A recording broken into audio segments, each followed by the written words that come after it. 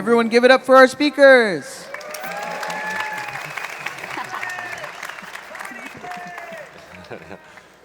Ron English has a lot of fans. How's everyone doing today? You know, we realize that you could be anywhere in the world right now, but you are here at NFT Basel, so give yourselves a round of applause, please. Woo! How great is our panel? Do you guys recognize these folks? Yeah. All right, so I'm going to let you guys go ahead and introduce yourselves, starting with... All right. Is my mic on? Yeah. Hey everyone, I'm Duncan Foster, one of the co-founders of NFT Gateway. Yeah. And I'm Griffin Foster, the other co-founder. Oh. Have a little bit of a technical difficulty. I'm sure someone here can help us out with that, right? Yeah. Bring out the mic for you. Let's see, mic check. Perfect. Thank you. Yes, I'm Griffin Foster, the other co-founder of NFT Gateway. Woo! And also Duncan's twin brother, so it's good to be up here representing. Would have never We're twins. guessed. Yeah. Would have never guessed. Hi, everyone. I'm Krista Kim. I'm a digital artist. I'm known for the Mars House. I created the first metaverse house in history that was minted last March, sold on super rare for $500,000. And that's why I'm here, I guess, because I'm talking about NFTs, the future of NFTs, the metaverse. It's very exciting to be here with this amazing panel. Thank you. Hi, everyone. I'm Lisa Mayer, and I'm the founder of My Social Canvas and co-founder of Boss Beauties. Boss Beauties is on a mission to remind women they can be everything they want to be, and a portion of our proceeds fund scholarships and mentorship programs. And we're really excited. We just had the first NFT displayed at the New York Stock Exchange. We're partnering with Marvel, and this is something I'm really passionate about. So really honored to be here. I'm Ron English. I've been an artist for a very long time. I was a pop surrealist. I was a street artist. I was just about everything that happened in the last 50 years, and now I'm an NFT artist. Yeah. Legend. All right, so our panel is called How NFTs Are Interrupting the Art Industry. And by a show of hands, we want to know who has an NFT? Who has an NFT? Who has a wallet? Wow. Oh yeah. All right, let's go. So we'll start off with Duncan and Griffin. Talk to us a little bit about how NFT Gateway helped launch career of artists, and also what was it like selling, and what was that startup process like? Yeah, that's a great question. We got really into NFTs back in 2018, and back then it was so weird because no one even knew what an NFT was. I mean, it was we would go to a party, and people would be like, they would ask us what we would do, and we'd be like, oh, we sell these things where anyone can download them, but people still pay lots of money. And everyone was like, okay, that doesn't make any sense. But back then, we really thought that it was a huge problem then, and it's still a problem now, that it's just really difficult for people to access NFTs and really difficult for people to get started and make that first purchase. The example I always like to give is about our investor, Adam Draper. He's a pretty prominent crypto investor. He's invested in over 75 blockchain companies, and he told us about his experience trying to buy an NFT. He says he spent 4 hours trying to do it, transfer Ethereum to a wallet, buy the NFT, and then he gave up. And that was his whole experience. He spent 4 hours trying and failing and then gave up. So the idea behind NFT Gateway has always been, and still is, to make it really easy for anyone to access NFTs, and through that, open up NFTs and allow artists who have a following that isn't necessarily crypto native to get started selling NFTs. So I think a lot of the artists that have succeeded on the platform, Ron English is a great example. He wasn't necessarily a crypto native or an NFT artist to start. He's very accomplished in other mediums, but NFT Gateway, we really helped him get started and sell work to regular people. I don't know. What would you add to that? Yeah. I would just say our mission has always been to get 1 billion people collecting NFTs, but I think some of the best work we've done has been partnering with artists And every artist we launch with, we work with them one-on-one. We have what's called a producer who helps them like scope out their drop and plan marketing. And yeah, we just put a lot of effort into it, and it's changed a lot of artists' lives, and that is the coolest thing to see about NFTs. Just how many artists have told us that their lives have been changed, and artists have earned over $200 million on Nifty Gateway, which is the number Wow. I'm most proud of. And Yeah. yeah, it's just astonishing. Very cool. All right. And Krista, talk to me a little bit, because we were talking earlier, and Krista is way before her time. It's one of those things where she is a visionary, right? Talk to me about what that process has been like, and for those who maybe aren't aware of all the things that you've done, kind of let us know. Well, you know, when I first entered the NFT market and I minted my first piece in February on Super Rare, I realized that the landscape was full of a lot of JPEGs and MP4 videos. But then I thought, you know, NFTs can actually be applied to much more than that.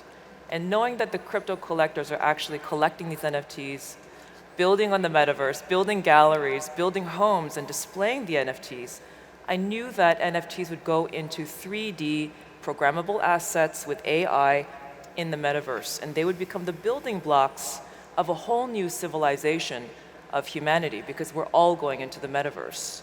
So I kind of foresaw that we need to take that step very early. So last March, that's when I minted the Mars House. And the Mars House was actually created on Unreal Engine. And I created that project actually in 2020 during the height of the COVID crisis. It's my dream home. It's a home that heals. It's Zen philosophy for the 21st century and beyond, which is very important for us, because I think that we need balance. I think all of us, we know after COVID, we need mental health balance in tech and wellness in tech. So I'm bringing that philosophy through the Mars House into the landscape of NFTs, and hopefully it's making a good, positive impact. Yeah, and provenance is proof of authenticity. It's always mattered in our society now more than ever. What can we tell artists? Well, I think that proof of authenticity is everything as an artist. When I was creating digital art since 2013, my greatest challenge was to, how do you present an artwork that is rare? The collector wants rarity. They want value that's, in the actual art itself.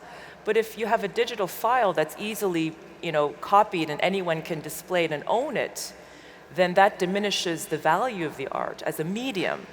But then after I discovered NFTs in December of 2020, when I was researching Bitcoin and Ethereum, I realized that blockchain is really going to identify true ownership behind any digital file, whether it's an artwork, it could be a car, it could be a house, it could be anything, any product, right? Anything you could think about. So really that changed the game for me as an artist, where I can actually say, this is a one of one, there is value in this, which will appreciate over time. And that's what collectors are looking for. That's the value proposition. It's a game changer. Yeah, the beauty of it is that you own your creation. And speaking of owning the space, we have Lisa, who is an absolute legend. You are doing so much, even before the NFT world, which you just got involved with recently, during the summer. You were already mentoring young women, and now sky's the limit. You have a platform through the NFT space to even reach a larger audience and actually change the world. Well, first of all, I want to say that I love being on stage with so many legends here. Super, just honored to be here. But yeah, as you mentioned, Kelly, we've been working in the space for 10 years, mentoring women, the next generation, giving out scholarships, and it's something I'm very passionate about. But through NFTs, we are able to do even more. I love how you were mentioning, that NFTs have this ability to make an impact, right? And impact more people.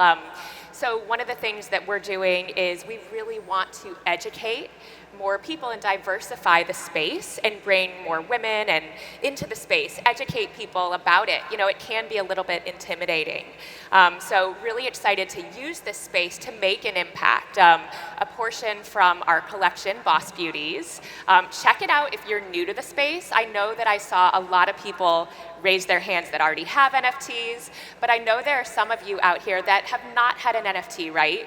And we would love for Boss Beauties to be the first NFT you have. And we have educational content. We hosted a 4-day summit leading up to our collection launch where we taught about the space, right? We had Avery from Vayner NFT come.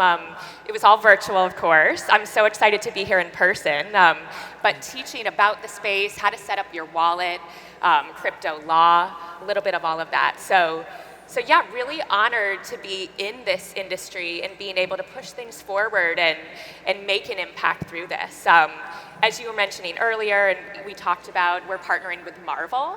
So we believe that all women are superheroes.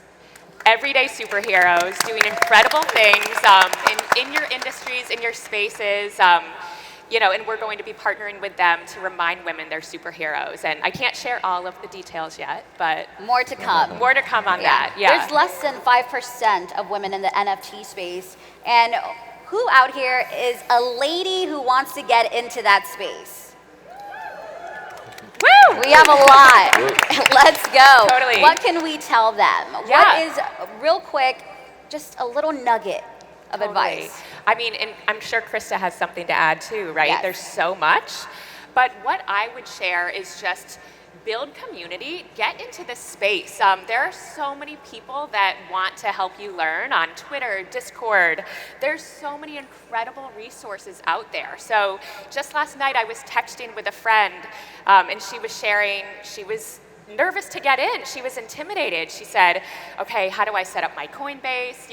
All the details. And just jump in, meet people. I know that everybody wants to help you learn and get you the right resources. So that's what I would say. Don't be afraid, right? I think also Dive it's in. important to not try to convince, just have conviction, own it, Yeah. own the space. We're all learning, right, as we go, especially here in South Florida. We've had such a large, popular, all these techies coming. Who's moved to South Florida recently? You see? Welcome to Miami. Isn't it great? Own it. And so, yeah, just let people know, like, this is how it works. Let me help you out. Why not, right? And Ron, you talk to me about how it's been like to transition, because you've been an artist for so long. Are people calling you a little crazy, or some artists being like, nah, I don't want to get into that space? Or is everyone really behind you on this? Well, for me, it's like Andy Warhol did these portraits back in the 60s where he projected onto a wall because he thought, wouldn't it be interesting if there was a portrait and the portrait, the guy blinked, or maybe he took a drag off a cigarette and breathed. And he tried to do that with a 16 millimeter movie projector, which was noisy and sometimes the film would catch fire, and it wasn't practical, but I understood what he was talking about, and I kind of longed for that and my art to be in that space for all these years. And now, this has enabled that. So, like, my first drop was with Nifty Gateway, and the way I kind of break these different companies or these different platforms down into matching with my different practices. So with Nifty Gateway, I wanted to make the masterpieces, the ones that would go into the museums. And they're kind of like calm pieces, and things happen, and they're landscapes, but they don't happen like really, really fast. And it was weird because we didn't actually get to see what this stuff was like in a gallery until the Super Chief opened a gallery. And then I saw that, yes, my stuff is working really good because it's really beautiful and it's calming, and I got it. And a couple other people were kind of doing almost like trailers for movies, and they became like super annoying and hard to be around after like 5 minutes. So the Nifty Gateways were the masterpieces, but then I had my toys. So I went to Vivi to do the toys, and they've signed Marvel and DC, and it looks like they're going to sign Pokemon. Don't tell anybody, but yeah, they're doing the collectibles. So now all my toys can be NFTs. And then the last thing I did was Light Cult Crypto Club, and it's a thing called PFP, and it's like a personal profile picture. So I made like 1,000 by hand, and then computer generated 9 more thousand. So I have a collection of 10,000. So it's something that's accessible for everybody. And that was my way to do what I've always done. I've always thrown huge parties and been a promoter. And this is my way to build a community. So everybody that joins the Light Cult Crypto Club becomes a bulb head, and then like they get invited to these secret parties, and we do secret little drops just for them and stuff. So all my different practices before I've been able to convert into this world. Great. And what are 3 things that every artist should know before starting an NFT project? Well, there's a magical thing called the blockchain, and most of this have been artists for a long, long time, and you see your work maybe go for auction for $1 million, and everybody congratulates you. And what people don't realize is you're not a part of the financial future of your art. Once you've sold it, it's completely in somebody else's domain, and this has allowed us to stay a part of the art. So when things resell, we can still get a piece of the action. And also remember, things become more valuable because we're out there promoting things, and we are adding value to our whole body of work, our whole life. So it's kind of nice that we still get a little, that this has allowed us to have a cut, you know. I know everything isn't about money, but you know, you got to pay the rent. And Duncan and Griffin, you know, as an artist, when you take your piece to a gallery, it's pretty much 50-50, right? It's 50-50, let's be honest. So what is the future of NFT art? And as an artist, like when they're working with you, how can they make the most out of it? Yeah, great question. You know, I always think, a lot of people say it's kind of remarkable that NFTs are blowing up the way they are, and it's pretty remarkable, but you know, I think the remarkable thing is that it actually took so long for stuff like this to happen. I mean, what we saw at Nifty Gateway was just an explosion of interest in all of these artists who were so talented and had such large followings online, but had no way to sell their work before NFTs. I mean, it's just crazy, right? Like, some of our artists have hundreds of thousands of followers on Instagram. They have huge audiences, they're beloved, but if they walked into a gallery and tried to sell digital art there, they would have gotten laughed out of the room. I mean, it just wasn't possible. So for me, I think it's crazy to think that it took so long for something like NFTs to come around, and part of it was that there had to be a technological breakthrough like blockchain tech that enabled it to actually happen. But you know, I think a really good analogy is kind of, and this is a bit of a tech world analogy, but it's kind of how Uber relates to taxis. Taxis existed before, and you know, people took them mostly in New York. They weren't that popular, but when Uber came along, it grew the demand for the taxi market a lot. It got much bigger. And NFTs, I think, are doing the exact same thing to the art world. By making it accessible, by making it purely online, by opening up the world to all of these artists who clearly, like, there was demand for their work, and clearly people wanted to buy their art, but there's just had no good venue to sell it before NFTs. The size of the art market is growing. Everybody's interest in art is growing. I mean, I have so many friends who were not into art at all before NFTs, and now they love art, physical and digital, and they consume both. So yeah, I would just say it's an absolute explosion of creativity that we've seen, and I think it's always good to bet on human creativity. And I think over the next 5 to 10 years, NFTs will continue to grow at the same pace, and some of the innovations we see, some of the breakthroughs and some of the art that gets released will just be remarkable, and I think it'll shock all of us. So I just find it so much more fun than stocks and real estate. Yeah. And you guys have an announcement that you will be making announcements. What can we, just give us a little peek, please. A little sneak peek. Sure. So, right? We want to know. Yeah. All right. I'll say that I think for experienced NFT collectors and traders, everyone has you know recognized that gas fees have become kind of a scourge on the space when you're buying and selling NFTs directly from wallet to wallet. And we're going to launch something that's aimed directly at solving that problem. That's all the teaser I can give. That's a good enough tease, right? it's very exciting. And Krista, you have something coming up this week at Soho House, so talk to us a little bit about that real quickly. So there's a project that I'm working on called Continuum, and Continuum is an art installation that's meditative and healing. I've collaborated with Jeff Schroeder of the Smashing Pumpkins, and yeah, he's wonderful. And we're basically putting up a giant LED wall on the beach in Soho House, in front of the party tent, between December 2nd to the 4th. Now, the whole philosophy behind this project is that technology should be used as a tool for humanity and for wellness.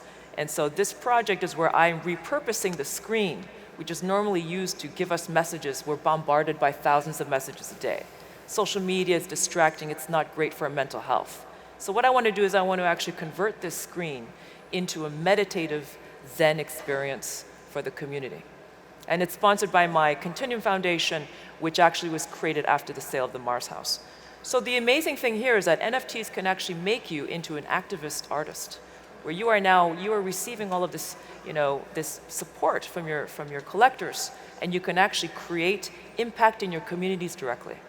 and there's no one that you have to ask, and you're not giving away 50% of your proceeds of your sale to an intermediary. Disintermediation empowers the artist to become a social activist for positive change in your communities.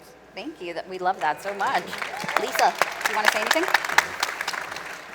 Yeah, I mean, one of the things we're working on, and I love what you were just sharing, Krista, about how you're using your art to empower and impact. It's so inspiring. One of the things I was sharing earlier that we have announced recently is our NFT just made history at the New York Stock Exchange. So just last week, a little over a week actually, we had 6 of our NFTs displayed at the Stock Exchange. Beautiful. These are the first NFTs to be displayed there. So they have an art hall and we're the first ones there. But the history there, and many of you might know this if you're part of our community, is that they are on display across from the boardroom that honors the very first woman to ever have a seat on the New York Stock Exchange. So Muriel Siebert, the boardroom is honoring her career. Amazing. And our Boss Beauties are there. And it's inspiring to me because we've heard of women, going to the stock exchange for their IPO or with the company they work for to ring the opening bell and walking by and seeing those really strong, independent women staring back at them. And on that note, this is the end of our panel. Hope you guys enjoyed it. Did you guys have fun? Did you guys enjoy it? Did you learn something?